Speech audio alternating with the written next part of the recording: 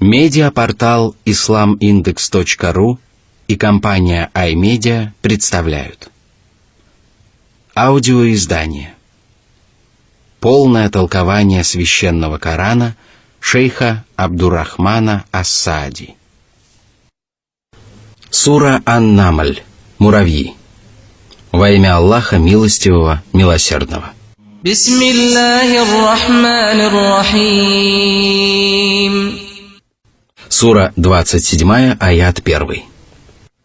Тасин. Тилька аятул Кур'ани ва китабин мубин. Всевышний возвестил своим рабам о величии последнего небесного откровения и назвал его ясным писанием. Прекрасные коранические аяты являются величайшими знамениями и ярчайшими доказательствами божественной истины. Они указывают людям путь к самой заветной цели и помогают им обрести чистые намерения, совершать праведные деяния и выделяться благородными качествами. Они содержат в себе правдивые повествования, прекрасные повеления и мудрые запреты, которые отдаляют людей от пагубных поступков и презренных качеств. Они освещают прямой путь перед каждым благоразумным человеком, подобно тому, как солнце освещает земной мир. Они свидетельствуют о превосходстве правой веры и призывают людей уверовать, а также открывают рабам Аллаха часть сокровенного знания о том, что произошло раньше и чему еще предстоит произойти в будущем. Они помогают людям познать своего всемогущего Господа посредством познания Его прекрасных имен, величественных качеств и безупречных деяний. Они настолько точно повествуют о Божьих посланниках и богобоязненных праведниках, что даже простой читатель ощущает, как их образы встают перед его глазами. Но несмотря на все сказанное выше, многие люди не извлекают пользы из этих удивительных аятов и не руководствуются их мудрыми предписаниями. И в этом тоже есть божественная мудрость, потому что благодаря этому пречистое откровение не становится достоянием нечестивцев, не способных творить добро и лишенных праведности и духовной чистоты.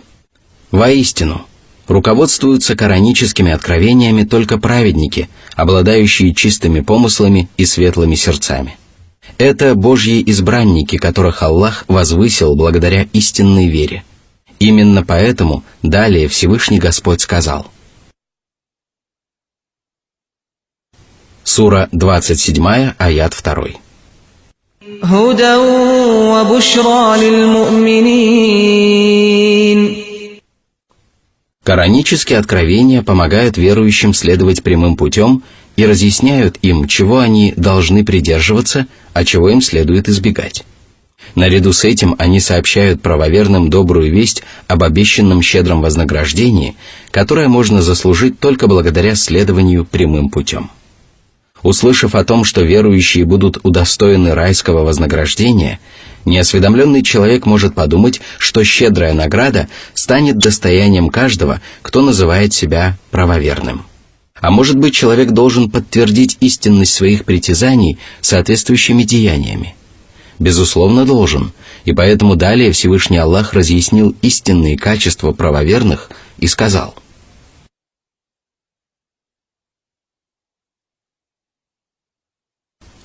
Сура 27, аят 3.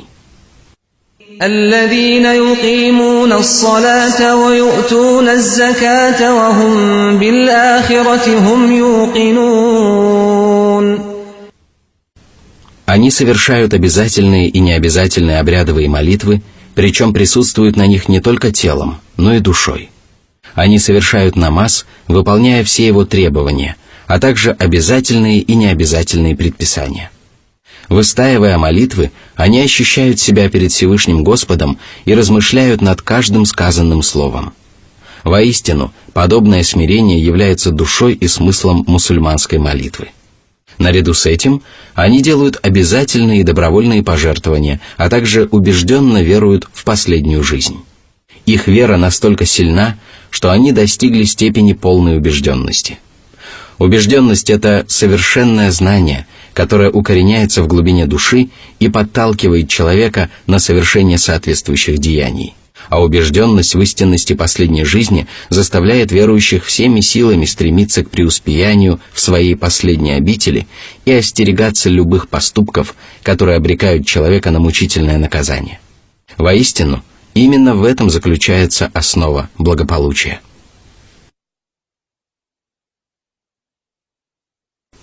Сура 27, аят 4. إن الذين لا يؤمنون بالآخرة زينا لهم أعمالهم فهم يعمهون. Они отрицают жизнь после смерти и считают лжецами людей, которые веруют в нее. Однако в результате они не находят себе места и терзаются сомнениями. Они суть нечестивцы, которые отказались от Божьего благоволения и предпочли оказаться под Его страшным гневом. Мир перевернулся в их глазах. Ложь стала казаться им истиной, а истина – ложью. Сура 27, аят 5. أولئك الذين لهم سوء العذاب وهم في الآخرة هم الأخسرون. С наступлением судного дня они потеряют все, чем владели в мирской жизни. Они лишатся своих семей, потеряют надежду обрести правую веру, к которой их призывали Божьи посланники, потеряют даже самих себя. Сура 27, аят 6. وَإِنَّكَ لَتُلَقَّى الْقُرْآنَ مِنْ لَدُنْ حَكِيمٍ عَلِيمٍ. О Мухаммад! Священный Коран, который ты получаешь в Откровении, является ниспосланием Всевышнего Аллаха, среди прекрасных имен которого мудрый, знающий. Благодаря своей божественной мудрости Аллах расставляет вещи по своим местам, а благодаря своему совершенному знанию Он ведает обо всех тайнах бытия, обо всем очевидном и сокровенном. А это означает, что Священный Коран содержит в себе самые мудрые предписания и самые полезные наставления. Воистину, Аллаху лучше известно о том, что именно может принести пользу Его творениям. Сура 27, аят 7. إذ قال موسى لأهله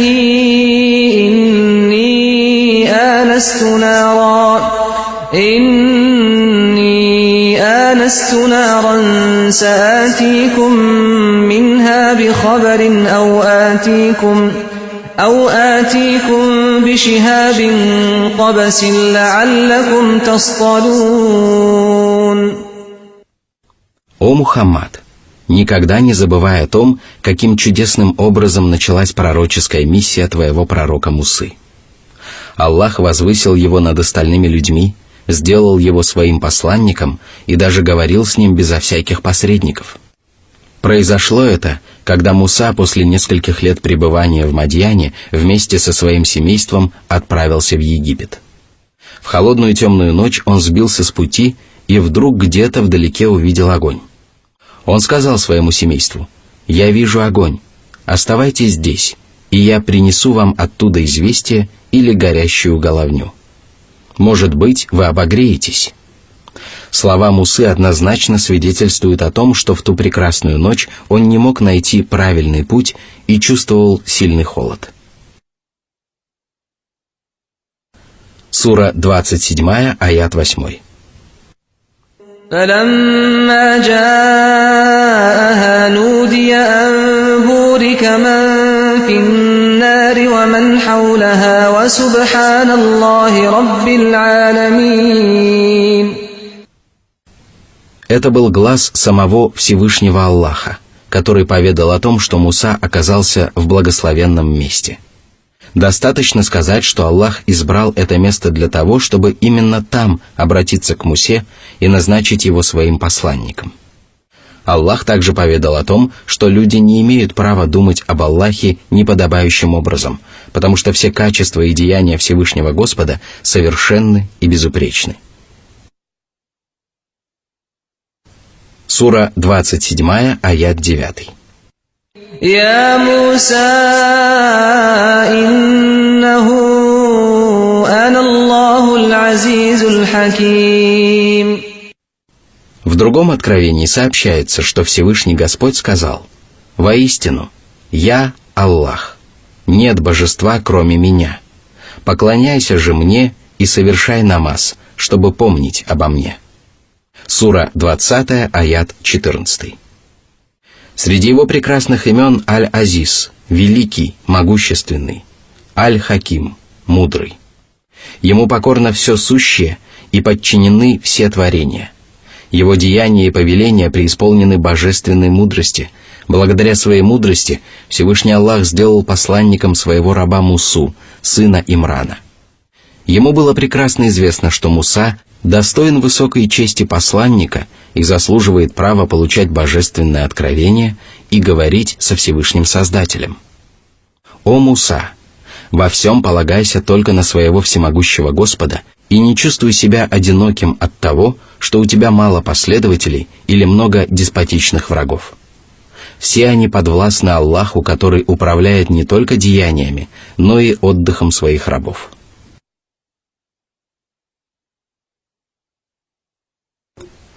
Сура 27, аят 10. وَأَلْقِ عَصَاكَ فَلَمَّا رَآهَا تَهْتَزُّ كَأَنَّهَا جَانٌّ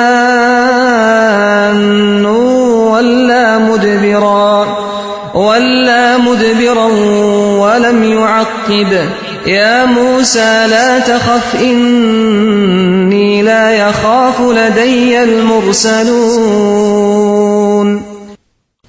Муса бросил посох и увидел, что тот стремительно извивается, словно змея. Он тотчас бросился бежать без оглядки, и это было результатом естественного человеческого страха перед змеей. Тогда Всевышний Аллах сказал: «О Муса, Моисей, подойди и не бойся, ибо ты являешься одним из тех, кто находится в безопасности». Сура 28, аят 31. Все, что может вызвать страх или причинить беспокойство, находится во власти всемогущего Господа. Он избрал из числа своих рабов-посланников, которых почтил пророческой миссией и божественным откровением, и поэтому они не должны бояться никого и ничего, кроме своего Всевышнего Господа. Все это в еще большей степени относилось к пророку Мусе, потому что в тот величественный момент Всевышний Аллах был необычайно близок к нему и даже говорил с ним безо всяких посредников.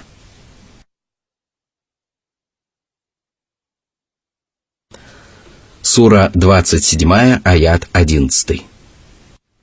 إِلَّا مَنْ ظَلَمَ ثُمَّ بَدَّلَ حُسْنًا بَعْدَ سُوءٍ فَإِنِّي غَفُورٌ رَحِيمٌ. Бояться и беспокоиться должен тот, кто совершал злодеяния и преступления. А что касается Божьих посланников, то они не должны испытывать страх или беспокойство. Это удел грешников. Однако, если человек поступал несправедливо и ослушался Аллаха, а затем покаялся и начал совершать праведные дела, то Всевышний Аллах готов простить его и смилостивиться над ним. Воистину, Аллах прощающий, милосердный. Поэтому люди не должны отчаиваться в милости и прощении Господа, который прощает своим кающимся рабам любые прегрешения и который более снисходителен к своим творениям, чем мать к собственному ребенку.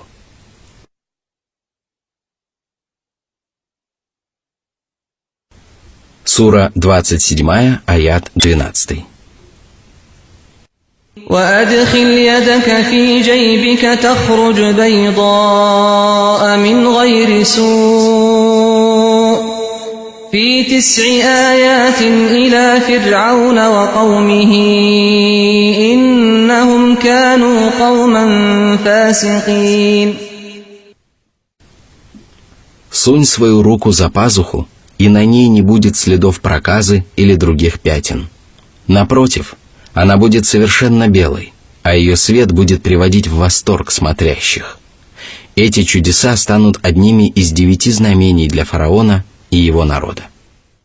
Речь идет о 2 великих чудесах, которые пророк Муса показал египетскому владыке и его народу.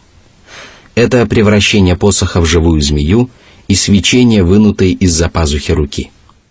Всего же святой пророк показал им 9 великих чудес, каждая из которых свидетельствовала о правдивости его проповедей. Затем Всевышний Аллах поведал о том, что народ фараона поклонялся вымышленным богам, совершал злодеяния, деспотично относился к рабам Аллаха и превозносился над остальными народами безо всякого права на то. Именно к такому народу Всевышний Аллах отправил Мусу, и святой пророк, не раздумывая, отправился к фараону и египетской знати для того, чтобы призвать их к вере в единого Аллаха и показать им величайшие знамения.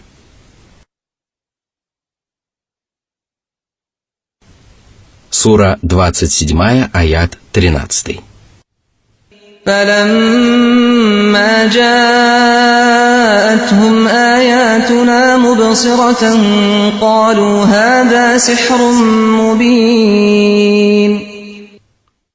Когда показанные Мусой знамения пролили свет на истину, подобно тому, как солнце проливает свет на земной мир, египетские многобожники сказали: «Это очевидное колдовство».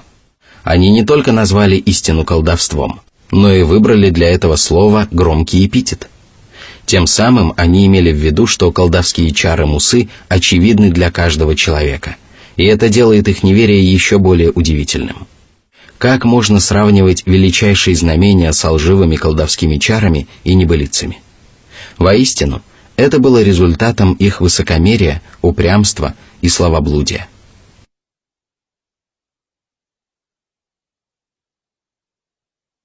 Сура 27, аят 14. وَجَحَدُوا بِهَا وَاسْتَيْقَنَتْهَا أَنفُسُهُمْ ظُلْمًا وَعُلُوًّا فَانظُرْ كَيْفَ كَانَ عَاقِبَةُ الْمُفْسِدِينَ. Фараон и знатные вельможи отказались уверовать в знамения Аллаха, хотя в душе они ничуть не сомневались в том, что эти знамения были ниспосланы Всевышним Аллахом. Более того, они были убеждены в этом. Причина же их неверия заключалась в их несправедливости и высокомерии. Они поступали несправедливо по отношению к самим себе и не выполняли своих обязанностей перед Всевышним Аллахом. Наряду с этим они высокомерно отвергали истину, высокомерно относились к людям и высокомерно отказывались повиноваться Божьим посланникам. Какой же ужасный конец постиг творящих беззаконие! Господь потопил их в море, опозорил их перед остальными творениями и отдал их богатство в руки людей, которые некогда находились под их гнетом.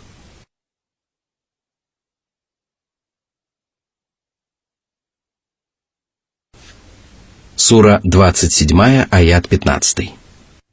وَلَقَدْ آتَيْنَا دَاوُودَ وَسُلَيْمَانَ عِلْمًا وَقَالَ الْحَمْدُ لِلَّهِ الَّذِي فَضَّلَنَا عَلَى كَثِيرٍ مِّنْ عِبَادِهِ الْمُؤْمِنِينَ.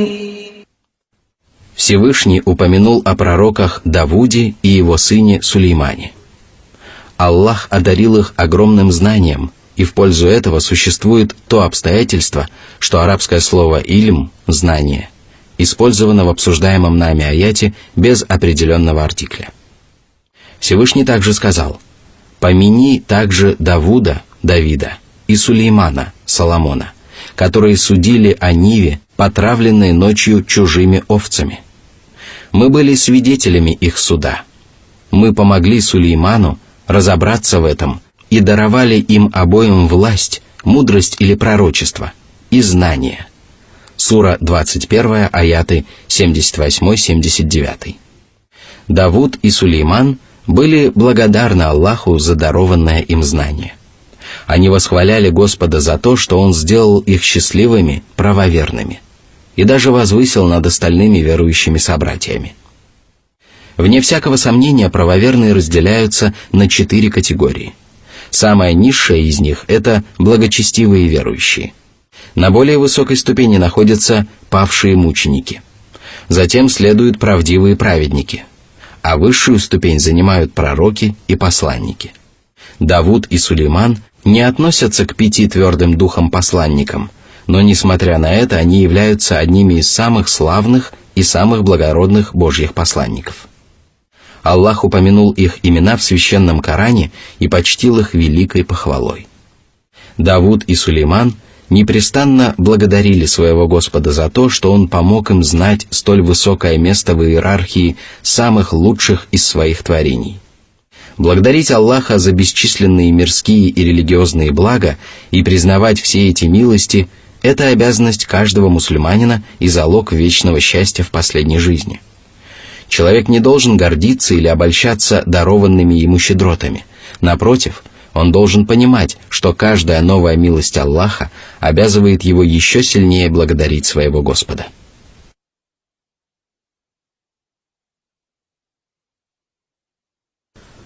Сура 27, аят 16. وورث سليمان داود وقال يا أيها الناس علمنا منطق الطير وأوتينا من كل شيء إن هذا لهو الفضل المبين. После совместного упоминания о Давуде и Сулеймане Всевышний Аллах почтил последнего особым вниманием. Причина этого в том, что Аллах даровал своему пророку Сулейману великое царство и наделил его невероятной властью. Кроме того, во время правления Сулеймана происходили такие удивительные события, которые не выпали на долю его славного отца. Он унаследовал от своего отца пророчество и знания, и в результате к его собственным познаниям прибавились познания его отца. Возможно, именно поэтому в предыдущем аяте Всевышний Аллах подчеркнул, что вразумил не Давуда, а Сулеймана. Святой пророк был счастлив от того, что Господь осенил его такой удивительной милостью. В знак благодарности и признательности за многочисленные милости Аллаха он сказал: «О люди, мы были обучены языку птиц». Пророк Сулейман понимал язык птиц и других животных, и в качестве примера можно привести коранические сказания о том, как он беседовал с удодом и внимал словам муравьихи. Подобными чудесными способностями не обладал никто, кроме этого славного пророка. Всевышний даровал ему необычайные блага, а также власть и могущество, которых нет и не было у других потомков Адама. Некогда пророк Сулейман обратился с мольбой к Аллаху и сказал: «Господи, прости меня и даруй мне такую власть, которая не будет полагаться никому после меня. Воистину, Ты дарующий». Сура 38, аят 35. Аллах внял этой мольбе и подчинил Сулейману дьяволов и бесов, которые выполняли все его поручения и справлялись даже с тем, что было не под силу простым смертным людям. Господь также подчинил ему ветер, который одним утренним дуновением пролетал месячный путь и одним полуденным дуновением преодолевал такое же расстояние. А святой пророк искренне признавал, что все дарованные ему блага являются милостью Всевышнего Аллаха.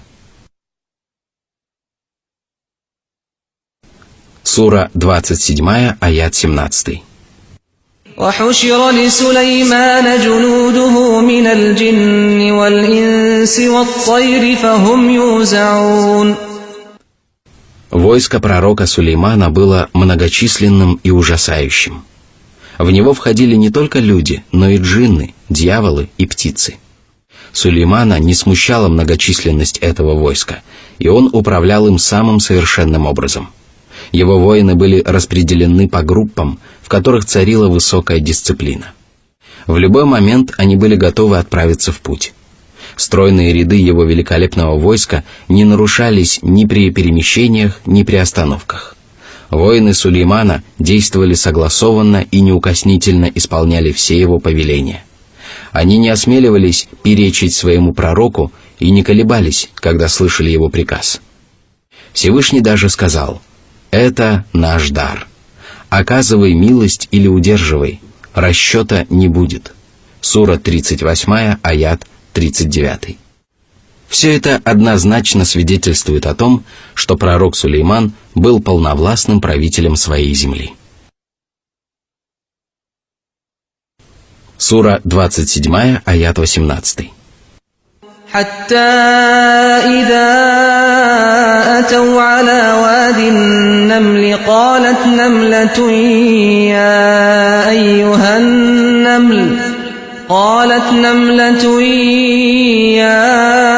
أيها النمل ادخلوا مساكنكم لا يحطمنكم سليمان وجنوده وهم لا يشعرون. Однажды его несметная рать отправилась в военный поход и прибыла в долину муравьев. Когда муравьиха увидела это огромное войско, то забеспокоилась за своих сородичей и велела муравьям спрятаться в муравейниках, чтобы Сулейман и его воины не растоптали их. Назидание муравьихи дошло до всех остальных муравьев. Может быть, Всевышний Аллах в тот благословенный момент даровал муравьихе необычайно сильный голос, потому что в противном случае она бы не сумела оповестить всех муравьев в долине. А может быть, муравьиха предостерегла только собравшихся вокруг нее муравьев, а те, в свою очередь, стали передавать ее слова друг другу. В любом случае, она предостерегла всех муравьев от опасности и велела им вернуться в муравейники. Она знала о том, насколько огромно и могущественно войско Сулеймана, и понимала, что воины святого пророка могли затоптать крошечных насекомых, даже не подозревая о том, что происходит у них под ногами. Сулейман услышал эти слова и без труда понял их.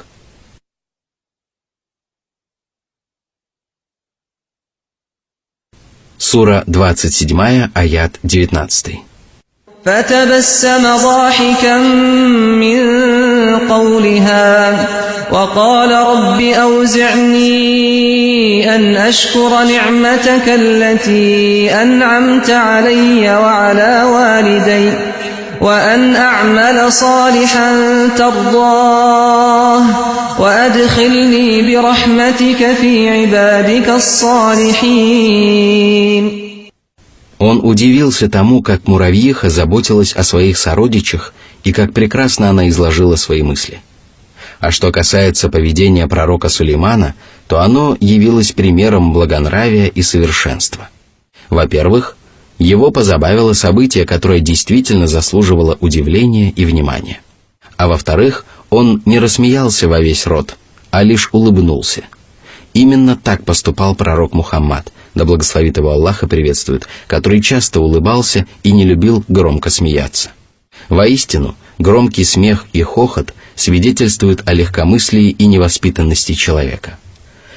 Если же человек не улыбается даже тогда, когда оказывается в забавном положении, то это является проявлением грубости и высокомерия.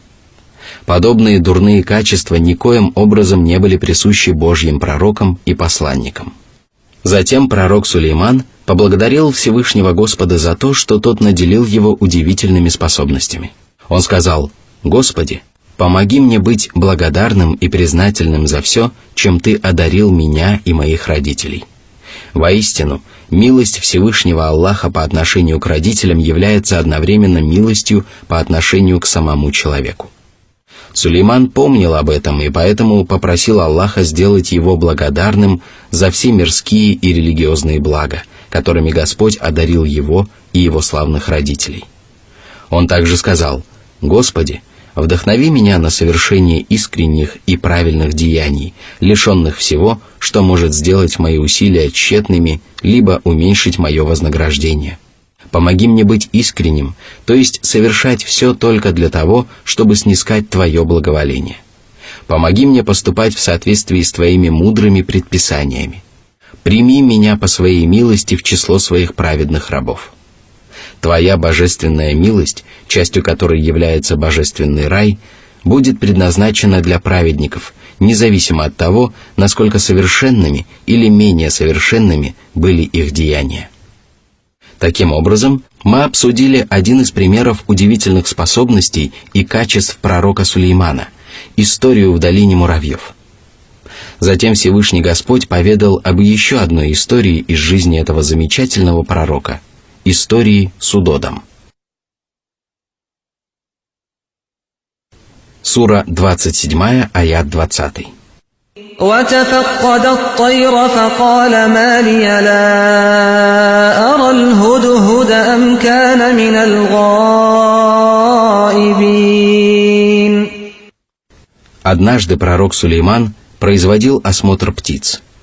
Сам факт подобного осмотра свидетельствует о твердой воле, решительности и благоразумии святого пророка. Он заботился о порядке в своем огромном войске и лично занимался как значительными, так и менее важными делами. Он не упускал даже возможности осмотреть боевые построения птиц и убедиться в том, что все его воины присутствуют на поверке.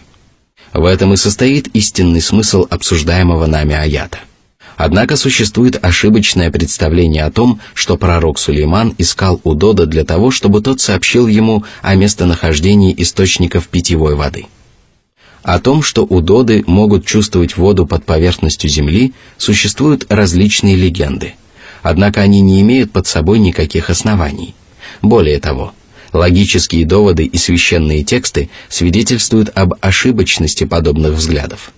Что касается логических доводов, то опыт, практика и наблюдения показывают, что удоды не способны обнаруживать воду под поверхностью земли.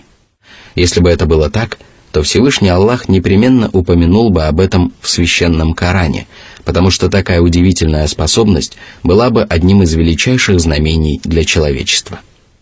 А что касается священных текстов, то в них не сообщается ничего о том, что пророк Сулейман искал у Дода именно для этой цели. Будь это так, то это непременно нашло бы отражение в кораническом тексте, потому что в арабском языке достаточно слов для того, чтобы недвусмысленно изложить подобную мысль.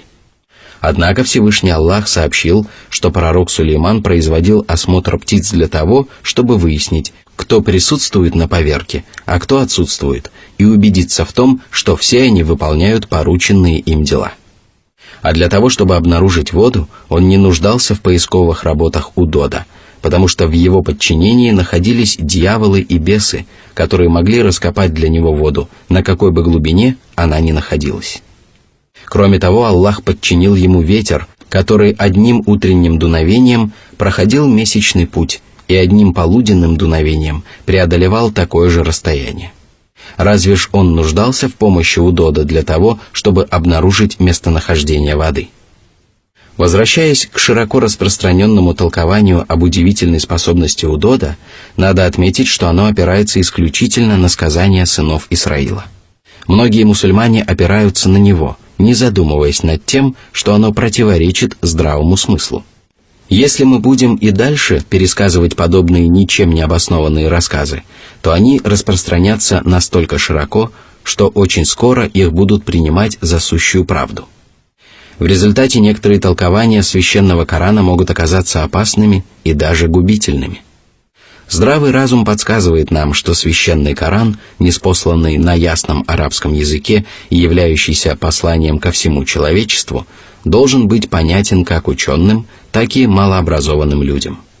Мы обязаны размышлять над смыслом его прекрасных аятов и сопоставлять различные толкования с оригинальным текстом священного Корана, который понятен каждому чистокровному арабу.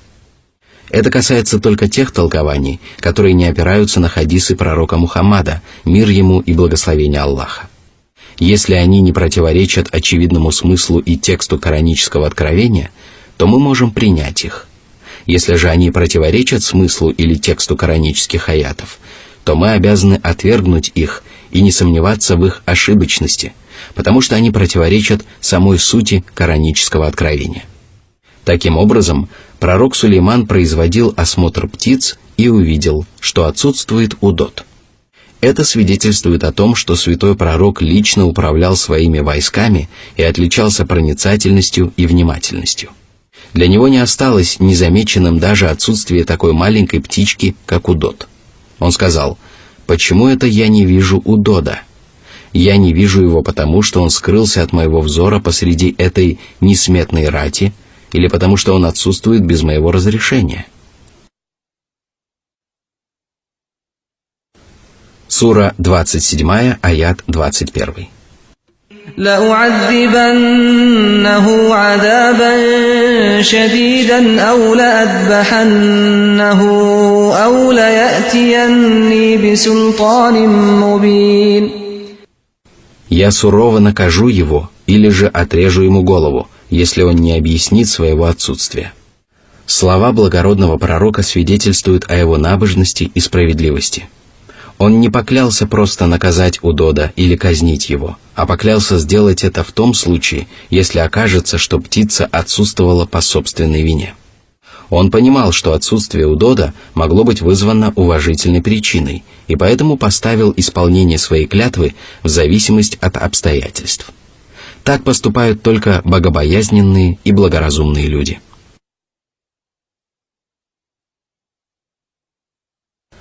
Сура 27, аят 22. فمكث غير بعيد فقال أحطت بما لم تحط به وجئتك من سبأ بنبأ يقين. Очень скоро Удод вернулся, и это свидетельствует о том, что воины Сулеймана испытывали перед ним почтенный страх и прислушивались к его повелениям. Даже Удод, который не явился на поверку, не осмелился отсутствовать долгое время. Удод сказал: «Я раздобыл сведения, которые тебе неизвестны, несмотря на то, что ты обладаешь огромными знаниями и превосходишь в этом многие творения. Я принес тебе достоверные сведения о сабейцах». Саба – это известное племя, которое проживало в Йемене. Сура 27, аят 23. إني وجدت امرأة تملكهم وأوتيت من كل شيء ولها عرش عظيم. Затем Удод разъяснил, что именно он обнаружил в поселении сабейцев. Он увидел женщину, которая владела несметными богатствами и имела хорошо оснащенную армию. Ей принадлежали крепости и башни, но самое главное, она восседала на величественном троне. Известно, что величие трона свидетельствовало о величии и могуществе правителя, а также большом количестве советников и приближенных. Сура 27, аят 24. وجدتها وقومها يسجدون للشمس من دون الله وزين لهم الشيطان أعمالهم فصدهم عن السبيل فهم لا يهتدون. Сабейцы были многобожниками и поклонялись солнцу. Они увязали в заблуждении и считали, что поступают правильно. Благодаря своим козням сатана сбил их с правого пути, так что они были лишены верного руководства. Человек, который убежден в том, что поступает правильно, как правило, не пытается изменить свои убеждения.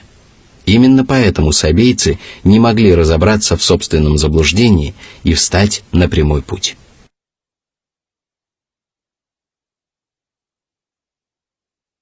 Сура 27, аят 25. ألا يسجدوا لله الذي يخرج الخبأ في السماوات والأرض ويعلم ما تخفون وما تعلنون. Аллаху известно обо всем, что происходит во всех уголках Вселенной, даже если это сокрыто от взоров и познаний Его творений. Он знает о каждом насекомом, каждом семени и каждой затаенной мысли. Он ниспосылает дождь и выводит на свет то, что таится в земле, то есть заставляет прорастать семена и зерна растений. А когда раздастся трубный глас, Он воскресит из земли всех усопших для того, чтобы воздать каждому человеку за совершенные им деяния. Это не составит для Него труда, потому что Он знает все, что вы скрываете, и все, что вы говорите открыто. Сура 27, аят 26. Аллаху ла илаха илля хуа раббуль аршил азим. Люди не имеют права поклоняться с любовью и смирением кому-либо, кроме Всевышнего Аллаха, который является единственным истинным божеством. Это право принадлежит ему одному, потому что только он обладает совершенными качествами и одаряет своих рабов благами. Ему принадлежит великий трон, который является кровлей мироздания и объемлет небеса и землю. Вся эта вселенная принадлежит одному Аллаху, всемогущему властелину, который творит великие дела. Он заслуживает смирения и покорности своих рабов, которые обязаны кланяться и падать перед ним ниц. Удод передал Сулейману это важное известие и оправдал свое отсутствие, а святой пророк удивился тому, что ничего не знал о происходящем в поселении сабейцев. Однако Сулейман не спешил с выводами, и это еще раз подтверждает его сообразительность и благоразумие.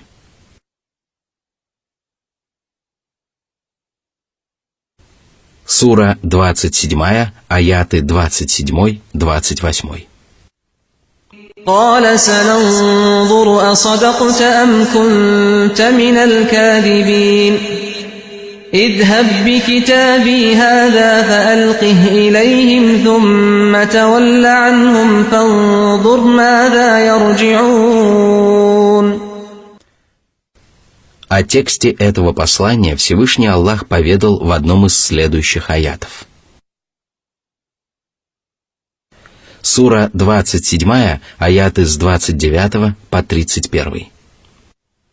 قالت يا أيها الملأ إني ألقي إلي كتاب كريم إنه من سليمان وإنه بسم الله الرحمن الرحيم ألا تعلوا علي وأتوني مسلمين. Удод схватил послание и отправился вместе с ним к сабейской царице. Получив послание, она сказала окружавшим ее вельможам: «О знатные мужи! Мне доставлено письмо достохвальное. Оно написано одним из величайших земных правителей, Сулейманом». Затем царица изложила содержание этого послания и прочла: «Во имя Аллаха Милостивого, Милосердного. Не пытайтесь превзойти меня в славе и величии, а будьте смиренны и покорны. Беспрекословно выполняйте мою волю и будьте мусульманами». Насколько же кратким и лаконичным, но в то же время красноречивым было послание святого пророка. Всего в нескольких словах он сумел запретить многобожникам вести себя надменно, предостерег их от совершения грехов, предложил им добровольно покориться ему, велел им пристать перед ним и даже предложил стать мусульманами, то есть покорными рабами Аллаха. Из послания Сулеймана также можно прийти к выводу, что книги и письма желательно начинать словами «Во имя Аллаха Милостивого, Милосердного». Однако до этих слов разрешается вписывать имена отправителя и адресата, или название книги. Возвращаясь к поведению царицы сабейцев, следует отметить, что она отличалась благоразумием и рассудительностью. Именно поэтому она позвала к себе всех старейшин и знатных мужей и сказала: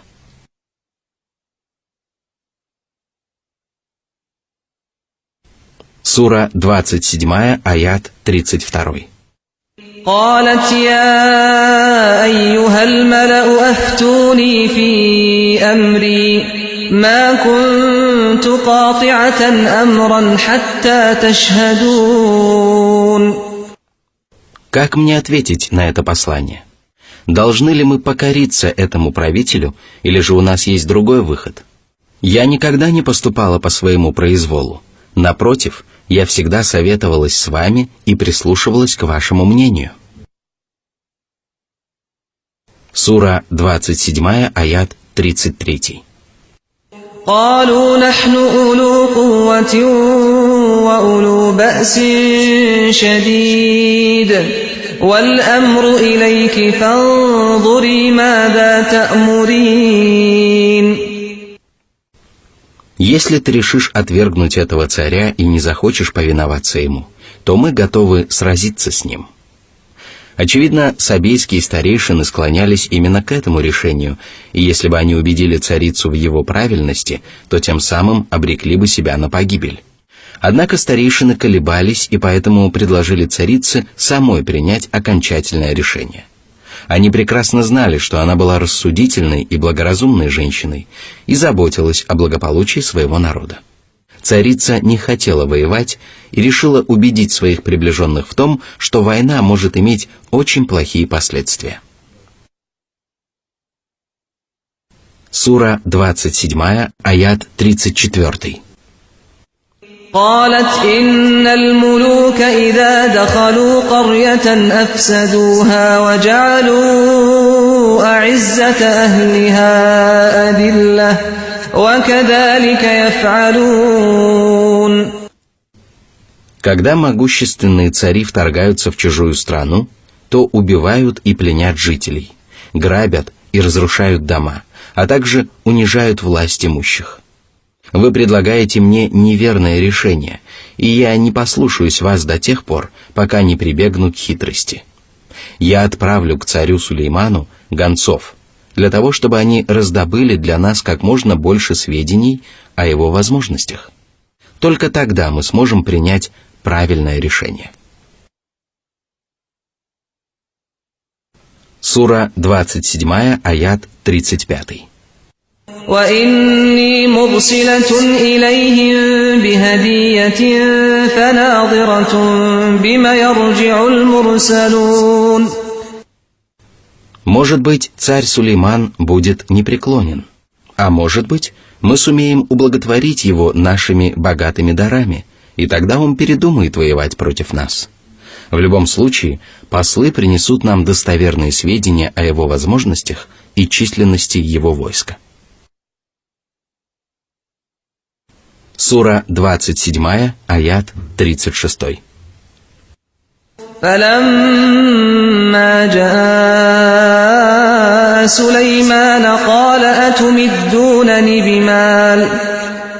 أتمدونني بمال فما آتاني الله خير مما آتاكم بل أنتم بهديتكم تفرحون. Царица отправила к Сулейману богатые дары и посольства, в составе которого находились самые мудрые и благоразумные мужи. Увидев преподнесенные ему дары, Сулейман не одобрил поведение сабейцев и даже разгневался на них за то, что они не выполнили его повеление. Он сказал: «Неужели вы можете одарить меня богатством? Ваши дары мне совершенно не нравятся, и я не испытываю от их вида никакой радости. Аллах одарил меня великими благами, и по Его милости я не нуждаюсь в ваших благодеяниях. Нет, это вы радуетесь преподнесенным вам дарам, потому что вы влюблены в земную жизнь и не имеете того, чем Господь наделил меня».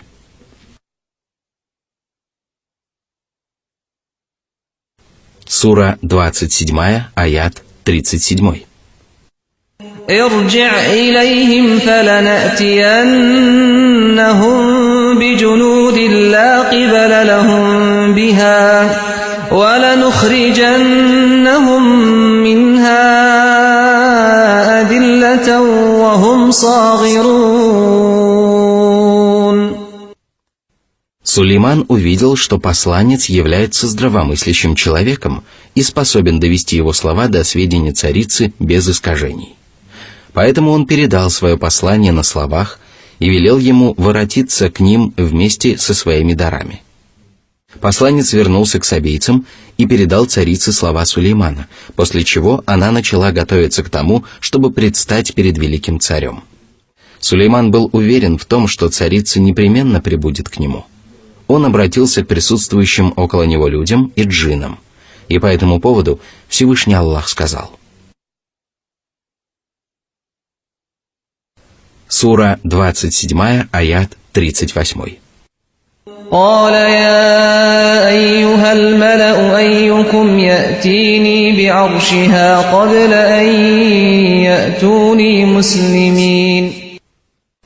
Он понимал, что если царица и ее народ примут ислам, их имущество уже будет неприкосновенно.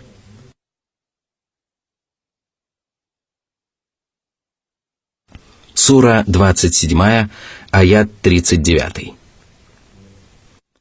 قال عفريت من الجن أنا آتيك به قبل أن تقوم من مقامك وإني عليه لقوي أمين.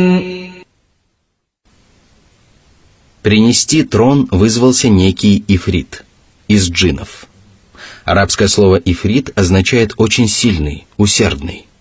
Царство Сулеймана находилось в Шаме, и для того, чтобы перевести трон сабейской царицы обычным способом, ему понадобилось бы около 4 месяцев. 2 месяца, чтобы добраться до Йемена, и 2 месяца, чтобы вернуться оттуда в Шам. Несмотря на это, могучий джин обязался принести ему огромный и тяжелый трон раньше, чем он покинет собрание. Важные собрания, как правило, длятся почти все утро. Они могут продлиться 3 дня и даже более того. Можно представить себе, каким великим правителем был пророк Сулейман, если он имел таких могущественных и сильных подданных.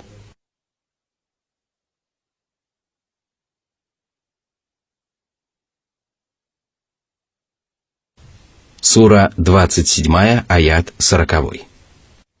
قال الذي عنده علم من الكتاب أنا آتيك به قبل أن يرتد إليك طرفك فلما رآه مستقرا عنده قال هذا من فضل ربي ليبلوني أأشكر أم أكفر ومن شكر فإنما يشكر لنفسه ومن كفر فإن ربي غني كريم.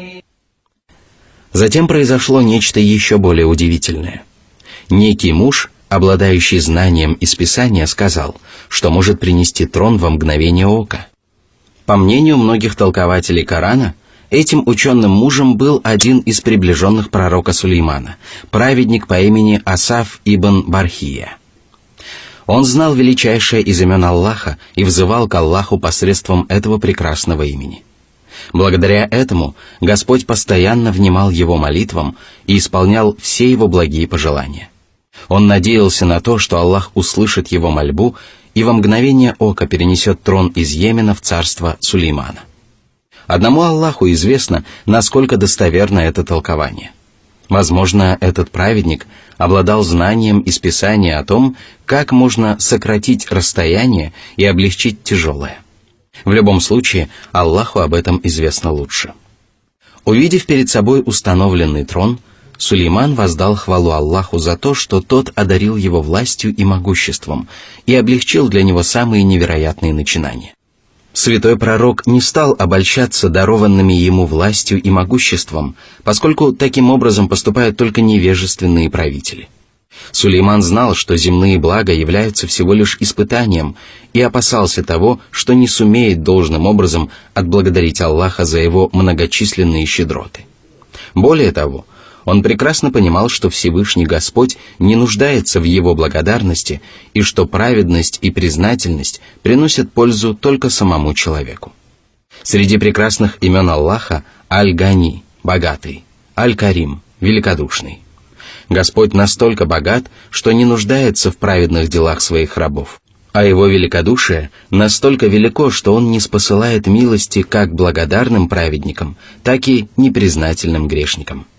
Тем не менее, благодарность приумножает благосостояние человека, а неблагодарность лишает его благополучия. Сура 27, аят 41. قال نكروا لها عرشها ننظر أتهتدي أم تكون من الذين لا يهتدون. Затем Сулейман велел своим подданным переделать трон сабейской царицы. Он велел снять некоторые украшения и добавить вместо них другие, дабы они могли убедиться в том, что царица действительно умна и сообразительна. Если это так, то она непременно узнает свой трон и подтвердит то, что она по праву восседала на сабейском престоле. Сура 27, аят 42. فلما جاءت قيل أهكذا عرشك قالت كأنه هو وأوتينا العلم من قبلها وكنا مسلمين. Мы знаем, что у тебя есть величественный трон, но разве он лучше того, что ты видишь перед собой сейчас? Последний раз царица видела свой трон, когда покидала родную страну. Несмотря на это, она ответила: «Да, будто он самый и есть». Эти слова были ярчайшим свидетельством ее ума и рассудительности. Она не стала утверждать, что перед ней находится ее трон, потому что трон был переделан и трудноузнаваем. Она также не стала отрицать этого, потому что узнала свой трон. Ее ответ был предположительным и в любом случае правдивым. Сулейман поразился проницательности и благоразумию женщины и воздал хвалу Аллаху за то, что Господь даровал ему еще большее знание. Он сказал: «Господь наставил нас на прямой путь и наделил нас разумом и рассудительностью раньше, чем облагодетельствовал разумом эту женщину. Более того, мы являемся предавшимися Аллаху мусульманами, а это означает, что наши познания правильны и полезны». Существует предположение, что сабейская царица сказала: «Мы знали о силе и могуществе Сулеймана до того, как он продемонстрировал нам свои удивительные возможности и перенес огромный трон за 3-9 земель от нашего царства. Мы пришли для того, чтобы покориться Сулейману и признать его владычество». В таком случае слова святого пророка были ответом на слова царицы. Сура 27, аят 43. وصدها ما كانت تعبد من دون الله إنها كانت من قوم كافرين. Сабейская царица была достаточно умна для того, чтобы отличить истину от лжи. Однако ее ложные представления мешали ей узреть истину и обратиться в исламскую веру. Ей было трудно преодолеть это препятствие, ибо она принадлежала к народу неверному и совершала то, что совершали ее соплеменники. Люди, как правило, продолжают исповедовать убеждения своего народа, даже если осознают ошибочность и порочность этих убеждений. Исключения из этого правила происходят крайне редко, и поэтому нет ничего удивительного в том, что сабейская царица долгое время оставалась многобожницей.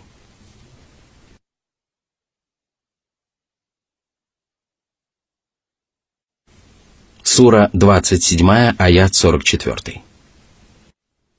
قيل لها ادخل الصرح فلما رأته حسبته لجة وكشفت عن ساقيها قال إنه صرح ممرد من قوارير قالت رب إني ظلمت نفسي وأسلمت مع سليمان لله رب العالمين.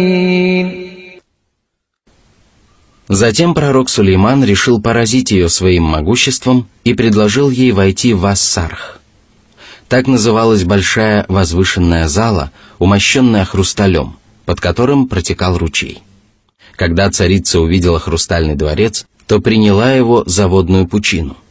Хрусталь был настолько прозрачен, что ей показалось, что во дворце действительно протекает ручей. Она решила пройтись по воде и обнажила ноги, приподняв платье. Подобное поведение свидетельствует о благоразумии и благонравии царицы.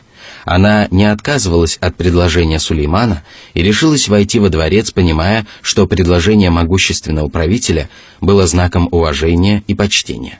Она уже убедилась в том, что Сулейман создал свое царство в соответствии с мудрым планом, и после всего увиденного даже не опасалась того, что могущественный царь станет причинять ей зло. Когда она попыталась войти в залу, Сулейман сказал, что нет необходимости снимать обувь или обнажать ноги. В царстве Сулеймана сабейская царица увидела множество удивительных знамений, свидетельствующих о том, что Сулейман был Божьим пророком и избранником.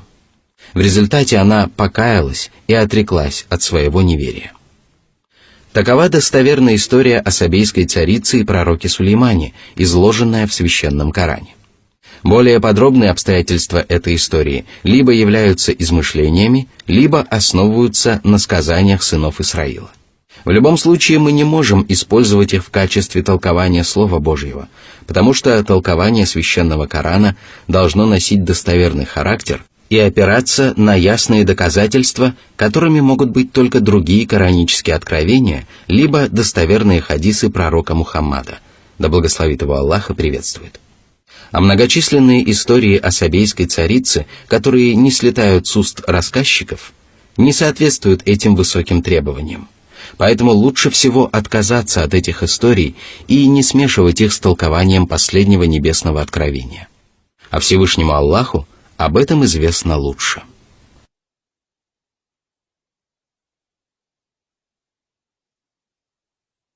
Сура 27, аят 45.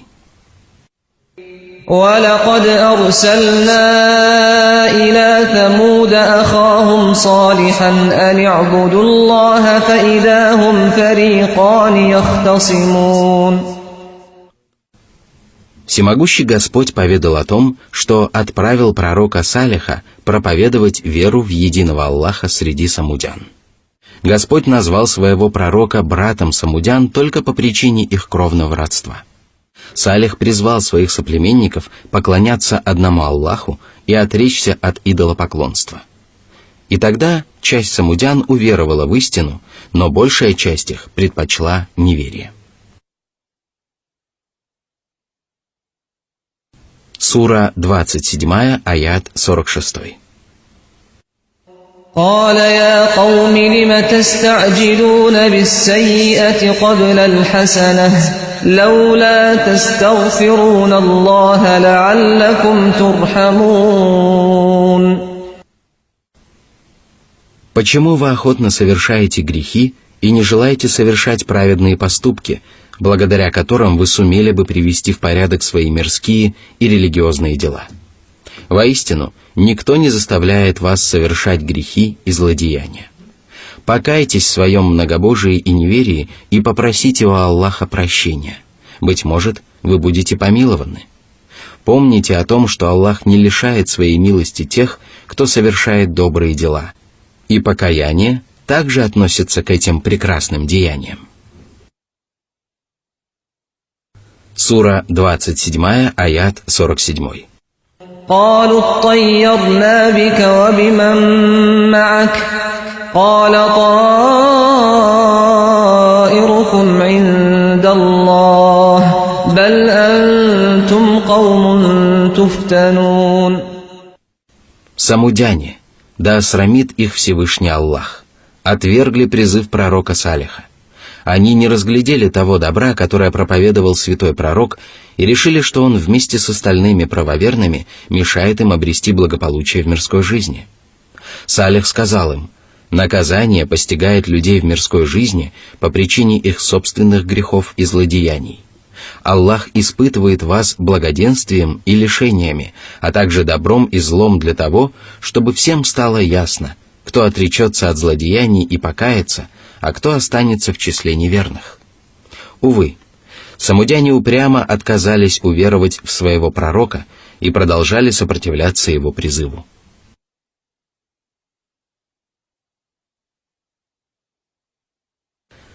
Сура 27, аят 48. وكان في المدينة 9 رهط يفسدون في الأرض ولا يصلحون. Речь идет о городе, в котором проживали пророк Салих и большая часть его соплеменников. Среди них было 9 человек, которые творили беззаконие и даже не помышляли о совершении добрых дел. Они питали вражду к святому пророку, пытались опорочить его религию и призывали народ следовать их примеру.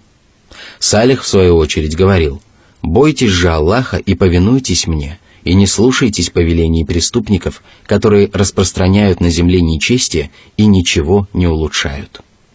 Сура 26, аяты со 150 по 152.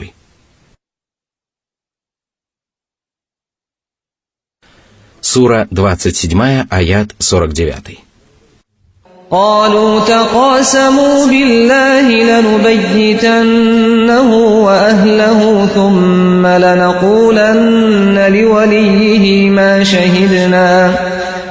شهدنا مهلك أهله وإنا لصادقون. Нечестивцы продолжали совершать свои отвратительные деяния до тех пор, пока не решились на ужасное преступление. Они договорились ночью напасть на Салиха и его семью и решили, что если ближайший родственник Салиха станет обвинять их в убийстве пророка и его семейства, то они поклянутся, что не присутствовали при убиении его семьи и что они говорят правду. Сура 27, аят 50. وَمَكَرُوا مَكْرًا وَمَكَرْنَا مَكْرًا وَهُمْ لَا يَشْعُرُونَ. Они замыслили убить Салиха втайне от всех, даже от своих неверующих соплеменников, потому что опасались гнева родственников пророка. Однако они не предполагали, что Всевышний Господь также замыслил нечто, то есть решил помочь своему посланнику, облегчить его миссию и погубить его неуверовавших соплеменников. Сура 27, аят 51. فانظر كيف كان عاقبة مكرهم أنا دمرناهم وقومهم أجمعين. Разве коварство помогло им достичь цели? Или же их планы были разрушены? Всевышний ответил на эти вопросы и сказал, что раздался ужасный вопль, после которого все грешники пали замертво. Сура 27, аят 52.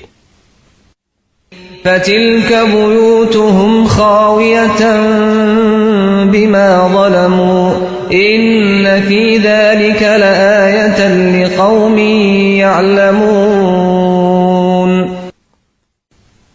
Стены и крыши их домов пришли в негодное состояние, потому что некогда прекрасные жилища остались без своих обитателей, а причина этого – беззаконие и несправедливость самудян. Таков конец беззакония, многобожия и распутства. Воистину, в этом знамение для людей знающих, которые видят происходящее вокруг и задумываются над тем, как Всевышний Аллах обходится со своими верующими рабами и как Он поступает со своими врагами. Они извлекают из увиденного полезные уроки и убеждаются в том, что любая несправедливость и любое беззаконие заканчиваются погибелью, тогда как вера и справедливость помогают человеку в конце концов обрести спасение и успех. Именно поэтому далее Всевышний Аллах сказал: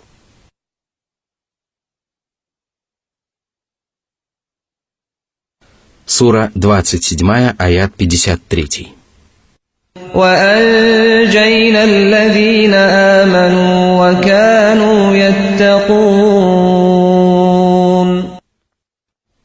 Под верой подразумевается вера в Аллаха, ангелов, священные писания, посланников, судный день и предопределение с его добром и злом. А под богобоязненностью подразумевается отказ от многобожия, избегание грехов, а также повиновение Аллаху и его посланникам. Затем Всевышний Господь поведал о том, как прекрасный раб и посланник Лут призывал своих соплеменников уверовать в единого Аллаха. Всевышний сказал. Сура 27, аят 54. وَلُوطًا إِذْ قَالَ لِقَوْمِهِ أَتَأْتُونَ الْفَاحِشَةَ وَأَنْتُمْ تُبْصِرُونَ. Неужели вы станете сознательно предаваться мерзости? Ваши отвратительные поступки чужды здравому смыслу и человеческой природе и порицаются законом вашего Господа. Вы тоже осознаете, насколько омерзительны ваши деяния, но продолжайте совершать их, потому что вы дерзкий и несправедливый народ. Затем святой пророк объяснил, какое же именно злодеяние совершали его соплеменники, и сказал: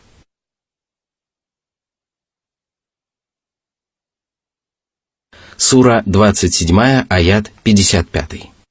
أئنكم لتأتون الرجال شهوة من دون النساء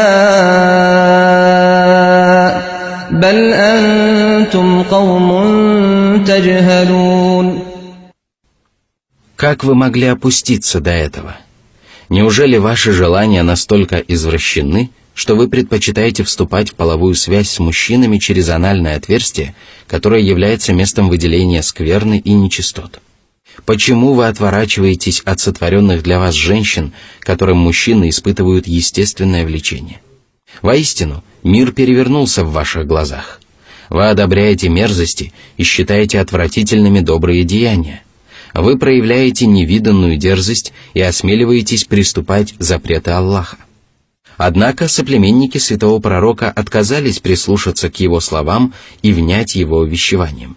Они не только не отреклись от грехов, но и начали противиться пророческим проповедям.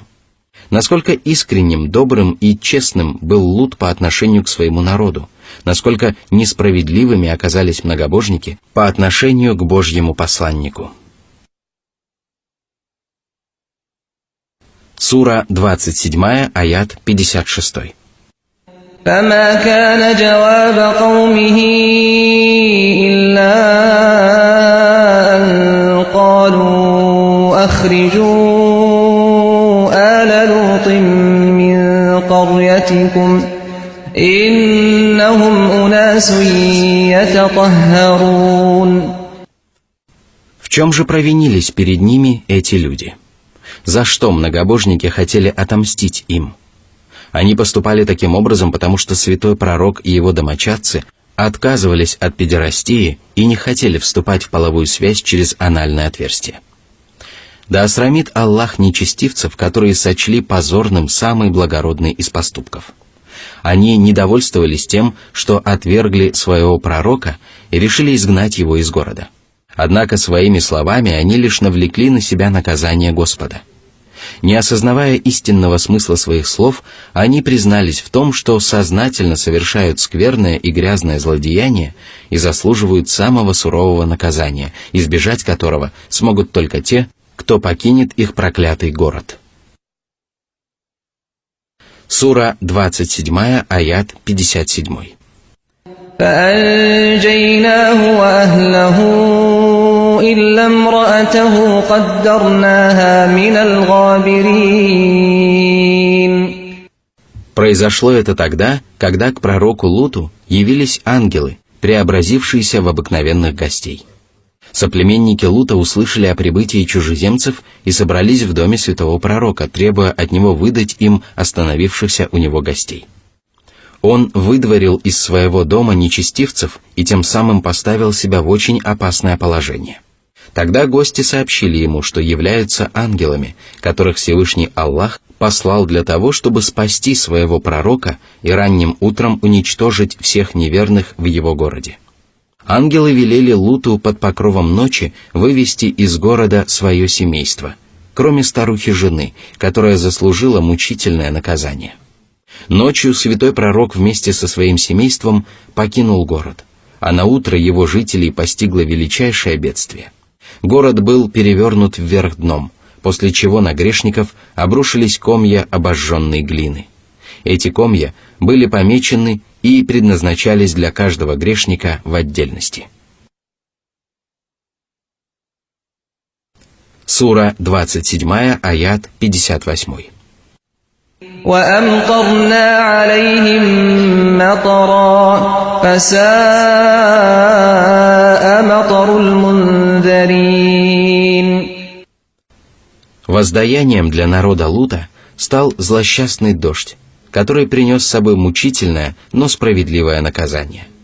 Грешники заслужили его, потому что до них дошло увещевание, но они отказались прислушаться к нему и покаяться. Лишь после этого Всевышний Аллах подверг их своей лютой каре.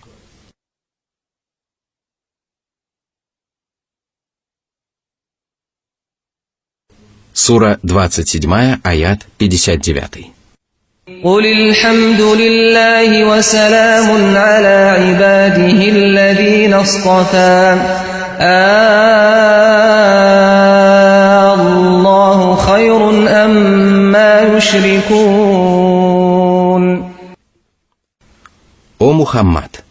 Воздай хвалу своему Господу, который действительно заслуживает самой совершенной хвалы. Он обладает безупречными качествами – добротой, милосердием, справедливостью, мудростью. Благодаря этим качествам Он наказывает неверных и карает беззаконников, но некоторые из Его рабов избегают этого сурового возмездия. И среди них есть лучшие из лучших. Это пророки и посланники, избранники Аллаха, Господа миров. Помолись же за них, дабы прославить их доброе имя и отдать дань уважения их высокому положению перед Аллахом. Пожелай им мира, то есть благополучия и чистоты. Они заслужили это, потому что сумели уберечь себя от зла и скверны и уберечь свои уста от недостойных высказываний о всемогущем Господе. Затем Аллах велел спросить многобожников, превосходят ли вымышленные божества Всевышнего Господа. Это риторический вопрос, который не нуждается в ответе.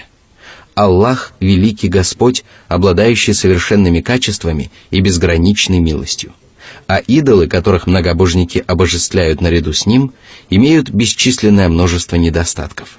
Они не способны принести пользу или причинить вред ни себе, ни своим почитателям. Безусловно, Всевышний Аллах лучше тех, кому язычники поклоняются наряду с Ним.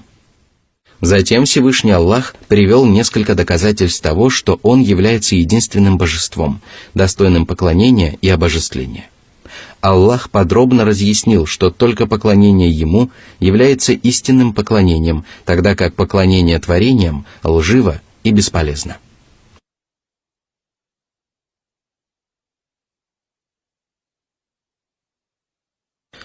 Сура 27, аят 60. أَمَّنْ خَلَقَ السَّمَاوَاتِ وَالْأَرْضَ وَأَنزَلَ لَكُم مِّنَ السَّمَاءِ مَاءً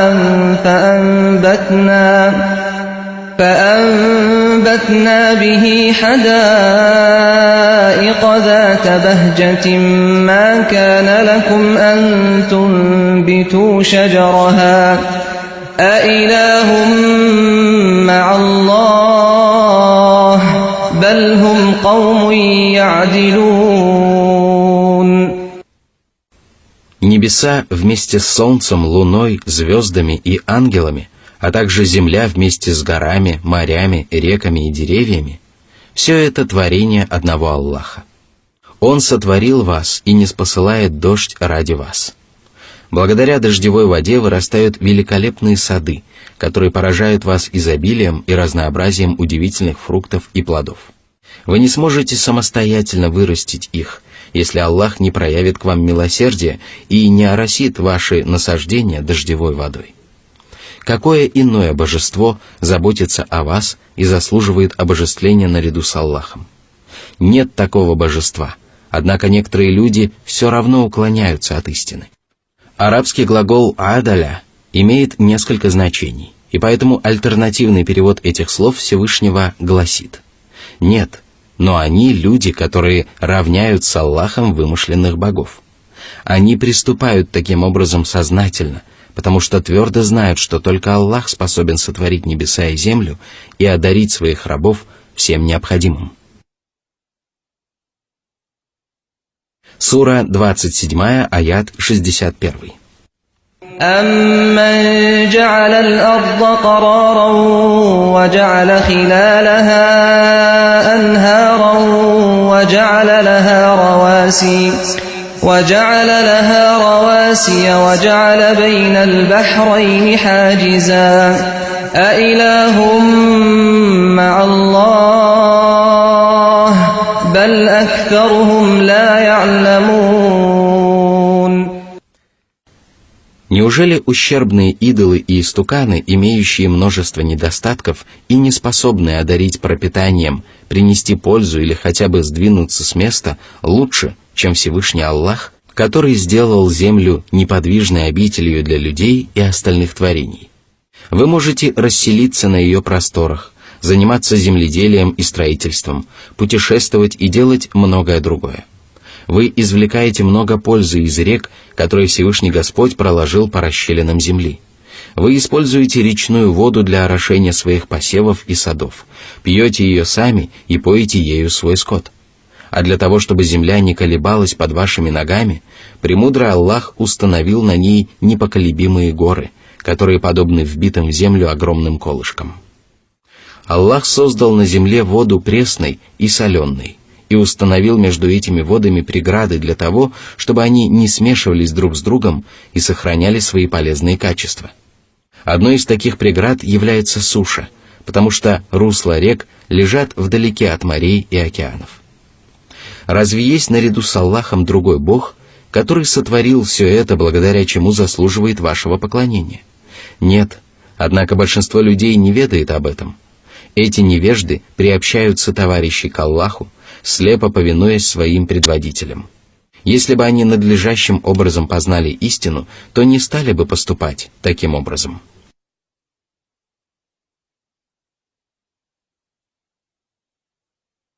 Сура 27, аят 62. أَمَّن يُجِيبُ الْمُضْطَرَّ إِذَا دَعَاهُ وَيَكْشِفُ السُّوءَ وَيَجْعَلُكُمْ خُلَفَاءَ الْأَرْضِ أَإِلَٰهٌ مَّعَ اللَّهِ قَلِيلًا مَّا تَذَكَّرُونَ. Кто способен удовлетворить мольбу нуждающегося, который опечален заботами? Кто может облегчить человеку решение сложных задач, избавить его от несчастий и отвести от него зло? Вне всякого сомнения, на это способен только Всевышний Аллах. Кто делает вас на земле наследниками? Кто помогает вам пользоваться земными благами, одаряет вас пропитанием и щедротами, передает вам по наследству достояние ваших предков, после чего передает ваше достояние в пользование вашим потомкам? Разве все это совершает некое божество, которому многобожники поклоняются наряду с Аллахом? О нет! Делами Вселенной правит только Всевышний Аллах, и многобожники прекрасно знают об этом. Когда их постигает несчастье, они искренне обращаются за помощью к одному Аллаху, потому что твердо убеждены в том, что только Аллах способен предотвратить или отвратить беды и несчастья. Как же мало вы размышляете над происходящими вокруг вас событиями и явлениями. Если бы вы чаще призадумывались над ними, то познали бы истинную суть происходящего и встали бы на прямой путь. Однако вы пренебрегаете знамениями своего Господа и отворачиваетесь от них, и поэтому вы не способны найти верное руководство и последовать прямым путем. Сура 27, аят 63. أَمَّن يَهْدِيكُمْ فِي ظُلُمَاتِ الْبَرِّ وَالْبَحْرِ وَمَن يُرْسِلُ الرِّيَاحَ بُشْرًا بَيْنَ يَدَيْ رَحْمَتِهِ أَإِلَٰهٌ مَّعَ اللَّهِ تَعَالَى اللَّهُ عَمَّا يُشْرِكُونَ. Кто указывает вам правильный путь во тьме суши и моря? Если вы лишитесь проводника или не сможете разглядеть знаки и ориентиры, то не сможете выбраться из создавшегося положения без помощи Всевышнего Аллаха. Он облегчает вам путь и учит вас пользоваться сподручными средствами для того, чтобы вы не сбивались с нужного курса. Он посылает ветры с доброй вестью о своем милосердии. Эти ветры предвозвещают дожди, которые и являются проявлениями Божьей милости. Аллах нагоняет ветры, а они гонят тучи. Он разрывает их в клочья, а затем собирает в кучи. Потом из их расщелин льется дождь, о котором рабы Аллаха заблаговременно узнают по дуновениям ветров. Неужели есть божество, которое вершит эти дела наряду с Аллахом? А может быть, Аллах является единственным божеством, которое правит Вселенной? И если так, то зачем вы приобщаете к нему сотоварищей и поклоняетесь ложным божествам? Аллах никоим образом не нуждается в сотоварищах и превыше любых вымышленных божеств.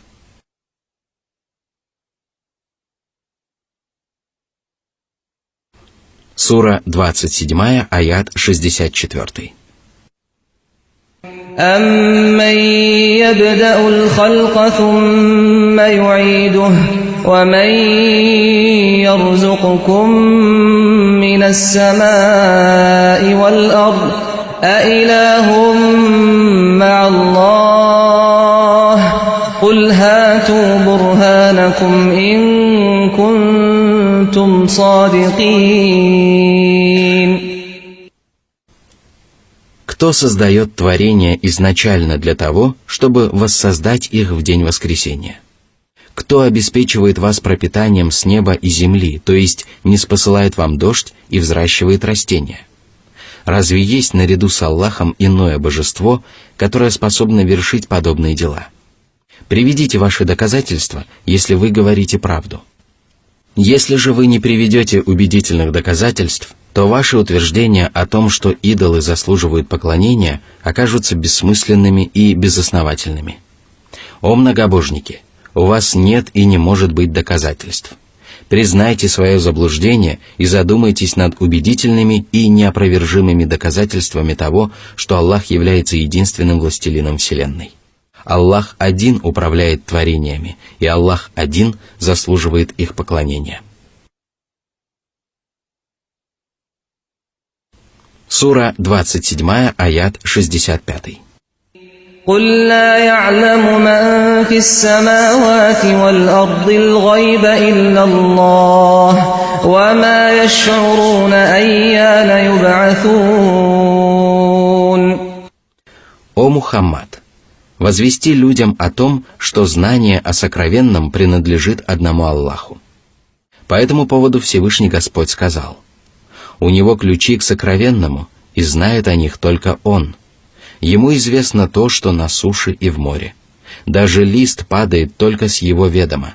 Нет ни зернышка во мраках земли, ничего-либо свежего или сухого, чего бы не было в ясном Писании».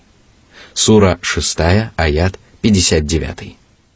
Он также сказал: «Воистину, только Аллах обладает знаниями о часе, ниспосылает дождь и знает о том, что в утробах.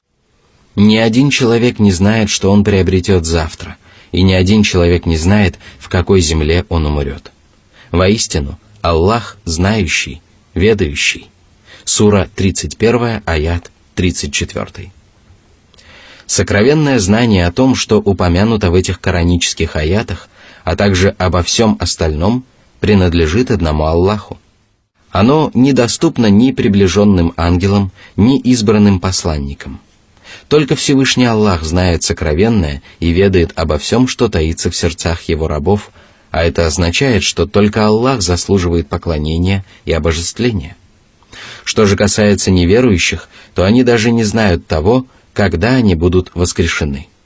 Этими словами Господь подчеркнул невежество безбожников, которые отрицают последнюю жизнь.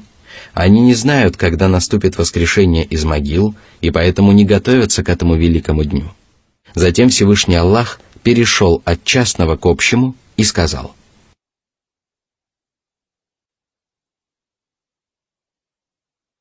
Сура 27, аят 66. بَلِ ادَّارَكَ عِلْمُهُمْ فِي الْآخِرَةِ بَلْ هُمْ فِي شَكٍّ مِّنْهَا بَلْ هُمْ مِنْهَا عَمُونَ. Это величайший порок и величайшее упущение неверных. Они не убеждены в том, что последней жизни нет. Они просто ничего не знают о ней и опираются на бессмысленные предположения. Их знания о последней жизни нельзя назвать ни глубокими, ни поверхностными, потому что это не знание, а сомнение. Знание заканчивается там, где появляется сомнение, поскольку даже самое незначительное знание несовместимо с сомнением и неуверенностью. Однако положение неверных усугубляется тем, что они слепы к последней жизни. По причине этой слепоты они не знают о последней жизни и даже не предполагают о том, что она наступит. Они считают последнюю жизнь невозможной и невероятной. Сура 27, аяты 67-68. وَقَالَ الَّذِينَ كَفَرُوا أَإِذَا كُنَّا تُرَابًا وَآبَاؤُنَا أَإِنَّا لقد وعدنا هذا نحن وآباؤنا من قبل إن هذا إلا أساطير الأولين. Они считают воскрешение невозможным, потому что сравнивают могущество Всевышнего Господа со своими ограниченными возможностями. Они говорят: с незапамятных времен люди говорят о воскрешении из мертвых, однако до сих пор с того света никто не вернулся. Все это древние предания и легенды, которыми люди занимают себя, чтобы скоротать время. Они не имеют никакого основания и далеки от истины. В этих аятах Всевышний Аллах последовательно описал положение неверующих. Они не знают времени наступления судного дня, не обладают здравым разумом и рассудительностью, и поэтому терзаются сомнениями относительно последней жизни.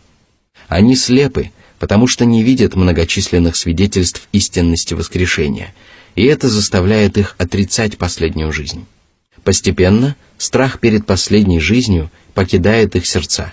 Они начинают ослушаться Аллаха и без угрызений совести отрицают истину и провозглашают ложь. Они отказываются от поклонения всемогущему Господу, отдают предпочтение удовлетворению своих порочных желаний и, как следствие, оказываются в убытке как при жизни на земле, так и после смерти.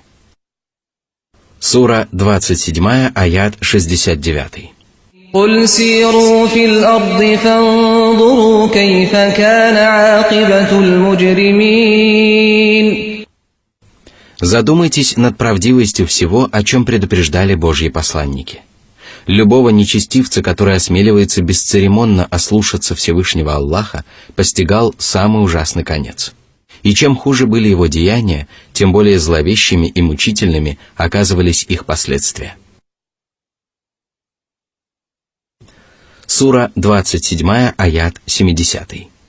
ولا تحزن عليهم ولا تكن في ضيق مما يمكرون. О Мухаммад, не печалься от того, что люди отказываются уверовать. Если бы ты знал, сколько зла таится в сердцах этих грешников, не способных творить добро, то не стал бы печалиться из-за них. Они замышляют против тебя козни, но пусть это не тревожит тебя, потому что козни неверных причинят вред только им самим. Всевышний также сказал: они, неверующие, хитрили, и Аллах хитрил, а ведь Аллах наилучший из хитрецов. Сура 3, аят 54.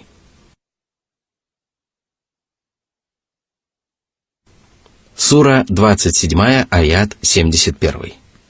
ويقولون متى هذا الوعد إن كنتم صادقين. Так говорят неверующие, которые считают невероятным воскрешение и отрицают принесенную Божьим посланником истину. Они хотят приблизить наказание, но их слова всего лишь свидетельствуют об их невежестве и глупости. Срок наступления последней жизни предопределен и не подлежит изменению. Безусловно, подобные требования неверных не могут быть выполнены, однако это никоим образом не свидетельствует об их правоте. Сура 27, аят 72. قل عسى أن يكون ردف لكم بعض الذي تستعجلون. О Мухаммад, пусть они противятся истине, но ты все равно должен предостеречь их от наказания, которое они хотят приблизить. Поведай им о том, что очень скоро лютая кара может настигнуть их. Сура 27, аят 73. وَإِنَّ رَبَّكَ لَذُو فَضْلٍ عَلَى النَّاسِ وَلَكِنَّ أَكْثَرَهُمْ لَا يَشْكُرُونَ. Этими словами Всевышний Аллах напомнил людям о своей величайшей щедрости и милости. Люди должны быть благодарными и признательными, но очень часто все происходит как раз наоборот.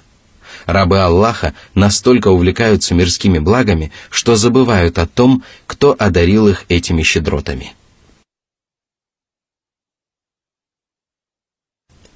Сура 27, аят 74. وَإِنَّ رَبَّكَ لَيَعْلَمُ مَا تُكِنُّ صُدُورُهُمْ وَمَا يُعْلِنُونَ. Пусть же люди страшатся гнева Аллаха, который ведает о явном и сокровенном и непрестанно наблюдает за своими рабами.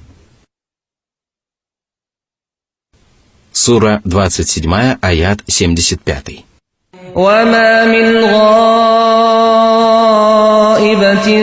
فِي السَّمَاءِ وَالْأَرْضِ إِلَّا فِي كِتَابٍ مُبِينٍ. Речь идет о хранимой скрижали, в которой содержатся достоверные сведения обо всем, что произошло и что должно произойти вплоть до наступления судного часа. Поэтому любое тайное или явное событие во Вселенной происходит в полном соответствии с записью, хранящейся в Ясном Писании. Сура 27, аят 76. إِنَّ هَذَا الْقُرْآنَ يَقُصُّ عَلَى بَنِي إِسْرَائِيلَ أَكْثَرَ الَّذِي هُمْ فِيهِ يَخْتَلِفُونَ. Священный Коран является хранителем истины, ниспосланной в предыдущих священных писаниях. В нем детально излагаются и разъясняются некоторые положения предыдущих религий. Это связано с тем, что у сынов Исраила было много сомнений и противоречивых суждений относительно некоторых религиозных предписаний.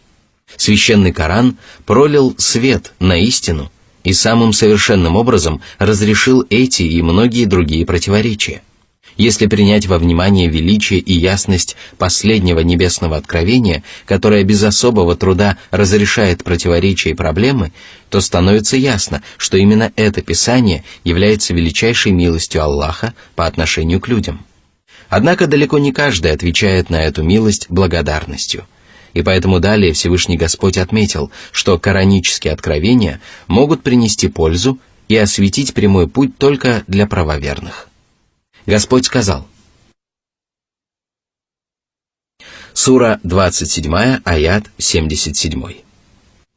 وَإِنَّهُ لَهُدًى وَرَحْمَةٌ لِّلْمُؤْمِنِينَ. Священный Коран выводит людей из заблуждения на прямой путь, избавляет их от сомнений, приносит им радость и помогает им сделать праведными свои мирские и религиозные начинания. Однако удостаиваются этой великой чести только правоверные, которые веруют в Писание своего Господа, принимают его целиком и полностью, а также размышляют над его смыслом. Благодаря этому они следуют прямым путем и узаслуживаются милости Всевышнего Аллаха, которая является залогом счастья и преуспеяния.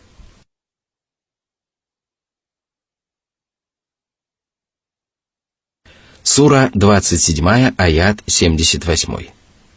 إِنَّ رَبَّكَ يَقْضِي بَيْنَهُم بِحُكْمِهِ وَهُوَ الْعَزِيزُ الْعَلِيمُ. Всевышний Господь рассудит между своими припирающимися рабами и вынесет справедливый приговор. В мирской жизни люди очень часто впадают в разногласия.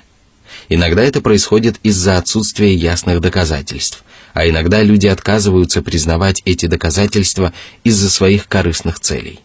Но в последней жизни всемогущий Аллах прольет свет на истину и рассудит все разногласия и противоречия. Воистину, Он могущественный, знающий. Ему покорно все сущее, и Ему известно обо всем происходящем. Он знает об утверждениях своих припирающихся рабов и знает о том, что породило противоречие между ними и какие цели преследовали обе припирающиеся стороны. Именно благодаря этому каждое творение получит самое справедливое и самое полное воздаяние. Сура 27, аят 79. فَتَوَكَّلْ عَلَى اللَّهِ إِنَّكَ عَلَى الْحَقِّ الْمُبِينِ.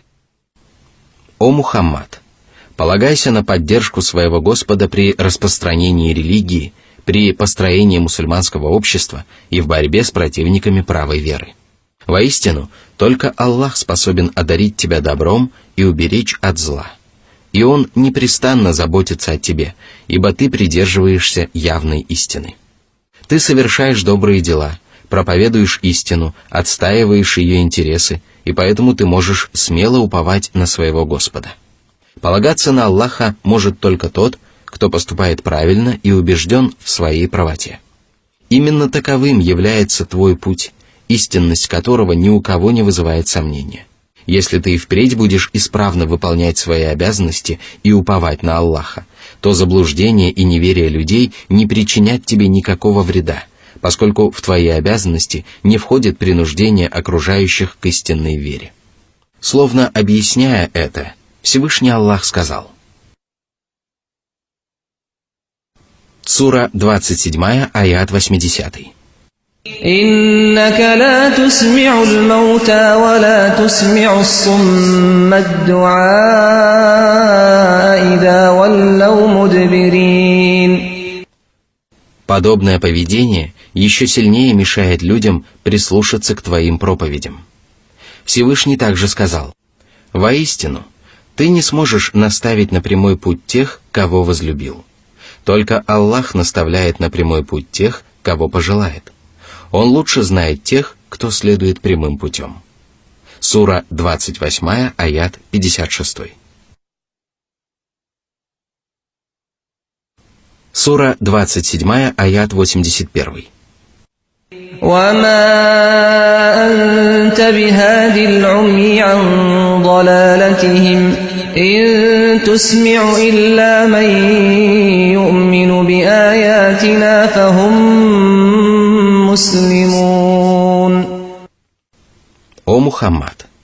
Твоими верными последователями будут только праведники, которые уверовали в знамение Аллаха и подтверждают свою веру покорностью и праведными деяниями. Всевышний сказал: «Воистину, отвечают тебе только те, кто слышит, а мертвецы будут воскрешены Аллахом и затем вернутся к Нему». Сура 6, аят 36. Сура 27, аят 82. وإذا وقع القول عليهم أخرجنا لهم دابة من الأرض تكلمهم أن الناس كانوا بآياتنا لا يوقنون. Когда настанет предопределенный и обещанный день, Аллах выведет из земли животное. Оно не явится с небес, а выйдет из недр земли. Оно будет разговаривать с людьми и возвещать о том, что нечестивцы не верили в знамения своего Господа. Большинство людей не обладают твердыми знаниями и непреклонной верой в знамения Аллаха. И поэтому появление так называемого животного из земли, Дабат аль-Ард, раскроет людям глаза на истину и положит конец их спорам и противоречиям. Пришествие этого животного является одним из больших признаков судного часа и произойдет незадолго до конца света. Об этом пришествии говорится во многих достоверных хадисах пророка Мухаммада, да благословит его Аллах и приветствует. Однако ни священный Коран, ни пречистая Сунна не сообщают о том, как оно будет выглядеть. Тем не менее известно, что оно будет одним из знамений Аллаха и будет разговаривать с людьми самым удивительным образом. Произойдет это, когда люди начнут оспаривать знамения своего Господа и когда над ними свершится Слово Господне. Появление этого необычного животного станет доказательством правдивости верующих и обвинительным приговором для неверных. Сура 27, аят 83. ويوم نحشر من كل أمة فوجا ممن يكذب بآياتنا فهم يوزعون. Всевышний поведал о том, что произойдет с неверующими на ристалище судного дня. Когда люди будут собраны вместе, из каждого народа будет отобрана толпа тех, кто отвергал знамения Аллаха. Суровые ангелы будут толкать грешников, так что стоящий самым последним будет налетать на стоящего первым. Тем самым Неверным дадут понять, что они будут вместе отвечать за свои преступления, терпеть оскорбления и выслушивать порицания. Сура 27, аят 84. حتى إذا جاءوا قال أكذبتم بآياتي ولم تحيطوا بها علما أم ماذا كنتم تعملون. Вы должны были задуматься над ними, дабы уяснить для себя истину, и не имели права разглагольствовать о вещах, о которых у вас не было ни малейшего представления. Как вы могли отвергнуть послание, даже не ознакомившись с его содержанием? Так что же вы наделали? Аллах задаст неверным вопросы об их познаниях и деяниях, и тогда выяснится, что они использовали свои познания в борьбе с истиной, совершали свои деяния вопреки предписаниям Божьих посланников и посвящали их чему угодно и кому угодно, только не Всевышнему Аллаху. Сура 27, аят 85. ووقع القول عليهم بما ظلموا فهم لا ينطقون. Свершится предопределение Аллаха, согласно которому грешники будут подвергнуты наказанию за то, что отдали предпочтение несправедливости и беззаконию даже после того, как убедились в их пагубности. При этом они будут безмолвствовать, потому что у них не будет никакого оправдания своим злодеяниям. Сура 27, аят 86. أَلَمْ يَرَوْا أَنَّا جَعَلْنَا اللَّيْلَ لِيَسْكُنُوا فِيهِ وَالنَّهَارَ مُبْصِرًا إِنَّ فِي ذَلِكَ لَآيَاتٍ لِقَوْمٍ يُؤْمِنُونَ. Разве они не задумываются над великими знамениями и неоценимыми щедротами своего Господа? Разве они не видят, что Всевышний Аллах подчинил ночь и день их интересам? С наступлением ночи они укладываются спать, отдыхают и готовятся к завтрашнему дню. А ранним утром они рассыпаются по земле в надежде заработать на жизнь и пропитание. Все это знамения, обязывающие людей исповедовать единобожие и задумываться над милосердием Аллаха. Сура 27, аят 87. وَيَوْمَ يُنفَخُ فِي الصُّورِ فَفَزِعَ مَن فِي السَّمَاوَاتِ وَمَن فِي الْأَرْضِ إِلَّا مَن شَاءَ اللَّهُ وَكُلٌّ أَتَوْهُ دَاخِرِينَ. Аллах напомнил своим рабам об ужасах судного дня. Это будет день великих испытаний, великой скорби и великой тревоги. Все творения Аллаха будут охвачены беспокойством и страхом. Они будут суетиться и метаться из стороны в сторону, и причиной этого станет трубный глас. Лишь только избранные будут обезопасены от страха, поскольку Всевышний Аллах соблаговолит к ним. Все творения предстанут перед Аллахом униженными и смиренными. По этому поводу Всевышний сказал: «Каждый, кто на небесах и на земле, явится к милостивому только в качестве раба». Сура 19, аят 93. В этот ужасный день исчезнут различия между властимущими и простолюдинами, ибо все они будут унижены и покорны всемогущему властелину.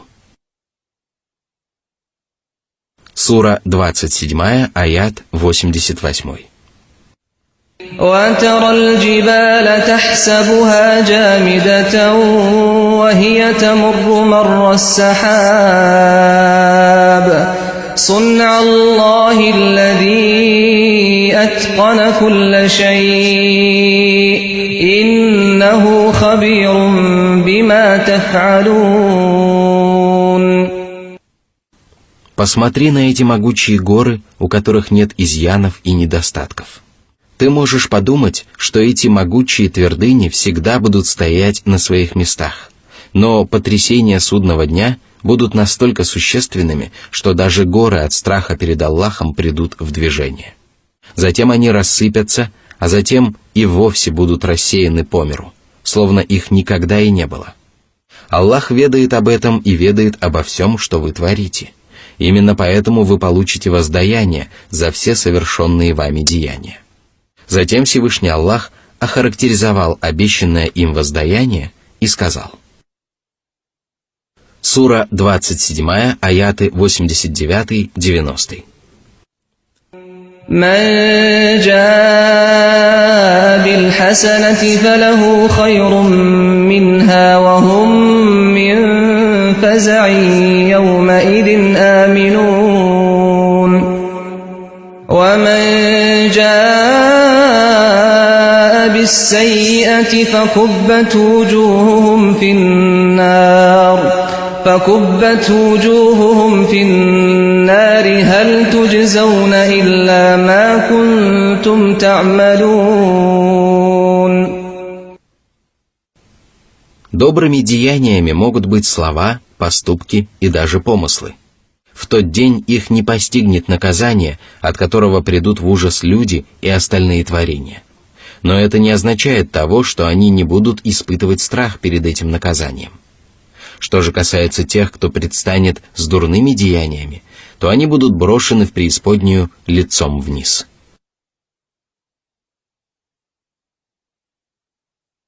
Сура 27, аяты 91-92.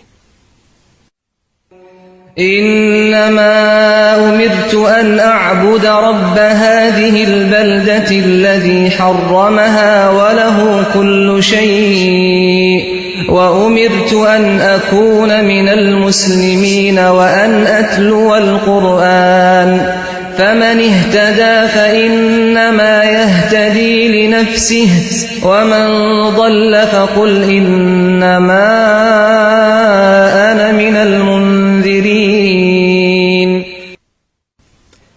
Речь идет о высокочтимой Мекке, проживать в которой является великой честью. А это значит, что жители Мекки более кого бы то ни было обязаны благодарить своего Господа и повиноваться Ему. Однако людям не следует думать, что господство Аллаха распространяется только на Каабу или Мекку, поскольку Аллаху принадлежат оба мира, высший и низший.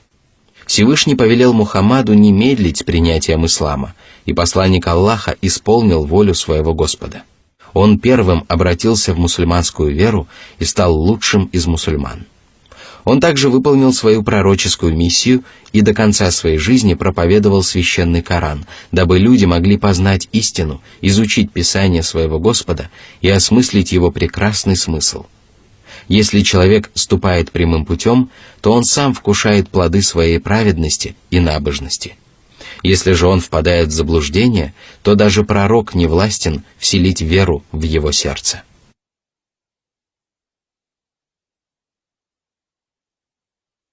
Сура 27, аят 93. وَقُلِ الْحَمْدُ لِلَّهِ سَيُرِيكُمْ آيَاتِهِ فَتَعْرِفُونَهَا وَمَا رَبُّكَ بِغَافِلٍ عَمَّا تَعْمَلُونَ.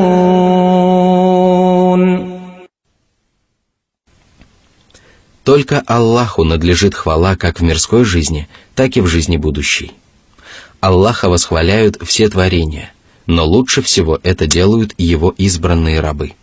Они стоят выше всех остальных творений, ощущают близость к Всевышнему Господу и наслаждаются Его бесчисленными дарами, и поэтому восхваление и благодарность этих рабов невозможно сравнить с тем, как благодарят и восхваляют Аллаха остальные творения. Аллах являет людям свои знамения, и они помогают рабам Божьим различать между истиной и ложью. Люди непременно узнают эти знамения и освещают ими беспросветную мглу. И происходит это для того, чтобы погиб тот, кто погиб при полной ясности, и чтобы жил тот, кто ожил при полной ясности. Воистину, Господь не предает забвению человеческие деяния, напротив, Ему прекрасно известно о поступках и помыслах Его рабов. Он знает, какое вознаграждение или наказание они заслужили своими деяниями, и непременно вынесет приговор, который заставит каждого человека воздать хвалу всемогущему Господу. Люди непременно будут восхвалять Аллаха, потому что не найдут изъяна в Его премудром решении. Благодаря милости и поддержке Всевышнего Аллаха я завершил толкование этой удивительной суры. Господи, не оставляй нас без своей милости и поддержки, ведь Ты самый великодушный и самый милосердный из правителей. Ты внимаешь молитвам своих рабов, облегчаешь им самые трудные дела, раскрываешь перед ними врата своего изобилия и непрестанно одаряешь их своими щедрыми дарами. Ты помогаешь правоверным постичь смысл священного Корана и раскрываешь его тайны тем, кто стремится добраться до этой удивительной кладези. Хвала Тебе, Господи! Мир и благословение Твоему пророку Мухаммаду, его семье и его сподвижникам.